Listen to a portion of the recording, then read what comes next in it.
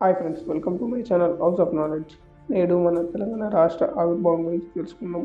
ఈ కథ ఎంతగానో ప్రేరణనిచ్చే సంఘర్షణలు, ఆకాంక్షలు, విజయాలతో నిండినది. ఇది సుమారు 6 దశాబ్దాలుగా సాగిన ఉద్యమం.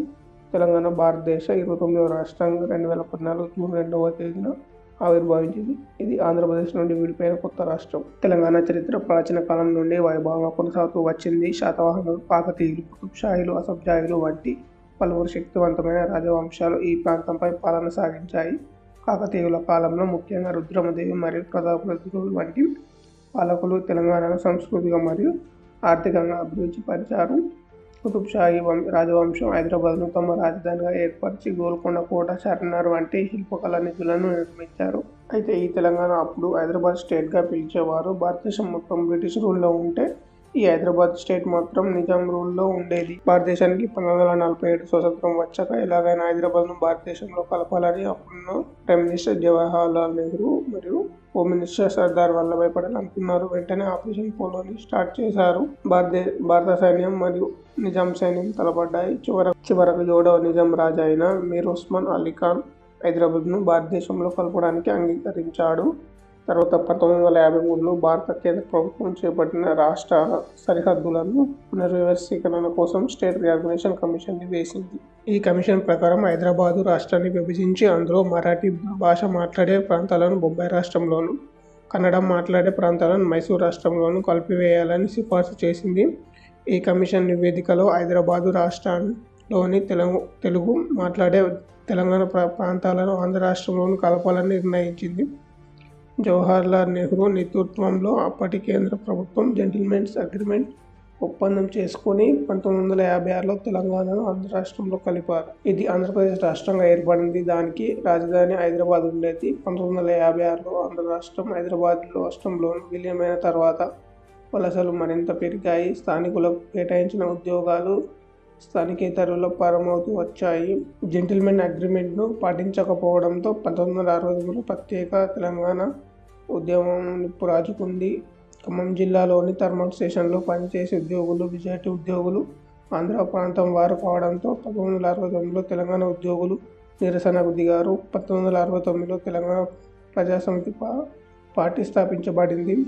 ప్రత్యేక తెలంగాణ రాష్ట్రం కోసం తమ డిమాండ్ను ముందుకు తీసుకురావడానికి ఈ పార్టీ తెలంగాణ ప్రాంతమంతటా సమ్మెలు, ర్యాలీలు నిర్వహించింది.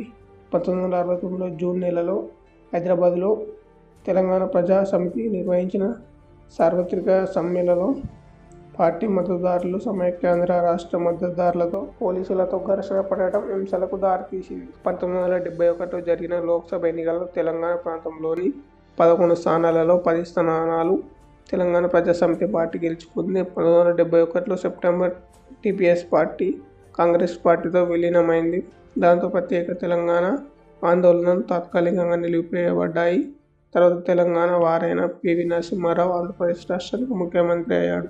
తర్వాత 2001లో కేసీఆర్ గారు ప్రత్యేక తెలంగాణ రాష్ట్ర సాధనకై తెలంగాణ రాష్ట్ర సమితిని అనే పార్టీని స్థాపించారు. ప్రత్యేక రాష్ట్రం ఏర్పాటు కోరుతూ గత 50 సంవత్సరాల నుండి పలు ఉద్యమాలు జరుగుతూనే ఉన్నాయి. కానీ 2001లో తెలంగాణ రాష్ట్ర సమితి పార్టీ ఏర్పడిన తర్వాత ఇవి తీవ్ర రూపం దాల్చాయి. ఇందులో భాగంగా టీఆర్ఎస్ అధినేత 2009 నవంబర్లో దీక్ష దివస్ పేరుతో నిరవధిక నిరాహార దీక్ష ప్రారంభించాడు. తెలంగాణ మలిదశ ఉద్యమంలో కేసీఆర్ నిరాహార దీక్ష కీలక ఘట్టం అయితే స్వరాష్ట్ర కోసం 2009 డిసెంబర్ 3వ తేదీన ప్రాణత్యాగం చేసిన అమరుడు కాశోజీ శ్రీకాంతాచారి.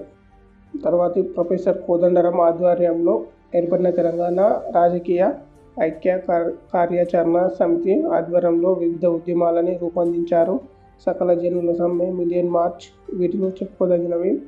ఈ ఉద్యమాల ఫలితంగా కాంగ్రెస్ ఆధ్వర్యంలోని యూపీఏ ప్రభుత్వం 2009 డిసెంబర్ 9న తెలంగాణ రాష్ట్ర ఏర్పాటు ప్రారంభమైందని అధికారికంగా ప్రకటించింది. ఈ నిర్ణయంపై సీమాంధ్ర ప్రాంతంలో నిరసనలు మిన్నంటి సమైక్యాంధ్ర ఉద్యమం ఏర్పాటుకు పరిస్థితులు దారితీశాయి. తర్వాత 2010లో కేంద్ర ప్రభుత్వం అక్కడ పరిస్థితులు ఎలా ఉన్నాయని తెలుసుకోవడానికి ఒక కమిటీ వేసింది. అదే శ్రీకృష్ణ కమిటీ. ఆ కమిటీ ఏర్పడినప్పటికీ సమస్యకు శాశ్వత పరిష్కారం దొరకలేదు. 2011 సెప్టెంబర్ 13 నుండి ప్రారంభమై 42 రోజుల పాటు జరిగిన సకల జనుల సమ్మెలో తెలంగాణలోని ప్రభుత్వ ఉద్యోగులు, న్యాయవాదులు, సింగరేణి కార్మికులు, ఉపాధ్యాయులు, రాష్ట్ర రోడ్డు రవాణా సంస్థ ఉద్యోగులు, విద్యుత్ సంస్థ ఉద్యోగులు పాల్గొన్నారు. దీని ప్రభావం వలన తెలంగాణ ప్రాంతంలోని అన్ని విద్యా సంస్థలు, ప్రభుత్వ కార్యాలయాలు మూతపడ్డాయి. 2013లో కేంద్ర ప్రభుత్వం తెలంగాణ రాష్ట్ర ఏర్పాటు ప్రక్రియను ప్రకటించింది. 2014 ఫిబ్రవరి పార్లమెంట్లో తెలంగాణ బిల్లును ఆమోదించింది. తర్వాత 2014 జూన్ 2వ తేదీన తెలంగాణ అధికారికంగా భారతదేశ 29వ రాష్ట్రంగా అవతరించింది. తెలంగాణ రాష్ట్ర ఆవిర్భావం ప్రజల ఆత్మగౌరవం, సంస్కృతి, అభివృద్ధి ఆకాంక్షలకు ప్రతిఫలంగా నిలిచింది. తెలంగాణ ఆవిర్భావం ప్రజల దీర్ఘకాలిక ఆరాటం మరియు సమన్వయ స్ఫూర్తితో సాధించిన విజయం. ఈ ప్రాంతం తన ప్రత్యేకతను, సంస్కృతిని మరియు అభివృద్ధిని కొనసాగిస్తుంది. ఇది కేవలం ఒక రాష్ట్ర ఆవిర్భావ కథ కాదు, ఇది ప్రజల ఆశలు, ఆత్మగౌరవం కోసం చేసిన మహోన్నత పోరాటం. ఫ్రెండ్స్, ఇప్పుడు మనం కొన్ని తెలంగాణ సింబల్స్ గురించి తెలుసుకుందాం. Emblem Kakatiya Kalathoranam, Charminar. Song Jaya Jaya He Telangana. Language Telugu, Urdu. Bird పాలపిట్ట.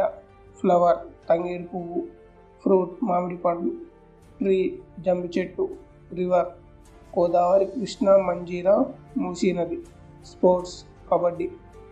Friends, ఈ వీడియో మీకు నచ్చితే లైక్ చేయండి, షేర్ చేయండి. మరిన్ని ఇంట్రెస్టింగ్ టాపిక్స్ కోసం మా ఛానల్ను సబ్స్క్రైబ్ చేయండి.